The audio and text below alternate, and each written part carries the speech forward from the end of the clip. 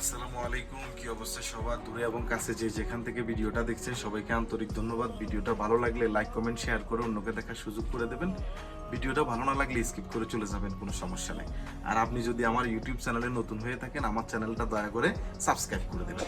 আজকে কথা বলবো সৌদি আরব ইন্টারন্যাশনাল এয়ারপোর্ট নিয়ে।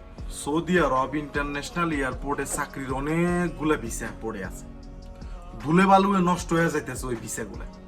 টিকটক বলেন, ফেসবুক বলেন, ইউটিউব চ্যানেল বলেন, এই সমস্ত চ্যানেলগুলোতে এজেন্সিরা অ্যাড দিতেছে যে ইন্টারন্যাশনাল এয়ারপোর্টে চাকরি, টলিম্যান, সিকিউরিটি, সুপারভাইজার, অনেক ধরনের ভ্যাকেন্সি খালি। আসলে কি তাই? আমাদের বাংলাদেশি কিছু এজেন্সি আছে আর বাংলাদেশের কিছু প্রবাসী ভাই আছে, পৃথিবীর সমস্ত ভালো ভালো কাজের ভিসাগুলো ওনাদের কাছে আছে, ওনাদের কাছে আপনি পাইবেন।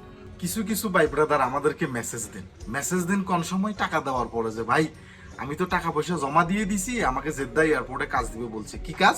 আমাকে জেদ্দা এয়ারপোর্টে টলিম্যানের কাজ দিব ভাই। এই কথা বলে আমার থেকে টাকা নিছে, কিন্তু আজকে 7 মাস 8 মাস হয়ে গেছে, এখন আমার বিষয়ের কোনো খোঁজ খবর পাইতেছি না ভাই।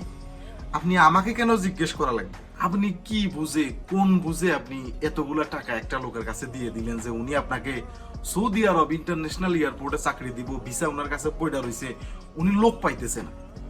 এত ভালো একটা চাকরি, এত ভালো একটা চাকরির অফার, এত ভালো একটা দেশ, ইন্টারন্যাশনাল এয়ারপোর্টে চাকরি করব, এরপরও লোক খুঁজে পাইতেছে না। আপনার কি দেমাক নাই? আপনার দেমাকে কি কাজ করে না যে আমি এতগুলো টাকা একটা লোকরে দিয়ে দিতেছি এত ভালো একটা চাকরির জন্য, উনি আমারে খুঁজা বাইর করলো, আমি কেন ওনারে খোঁজা লাগলো না? সুন্দর সুন্দর কথা শুনে ভাই নিজে বিপদে পড়েন না, যাচাই বাছাই করেন।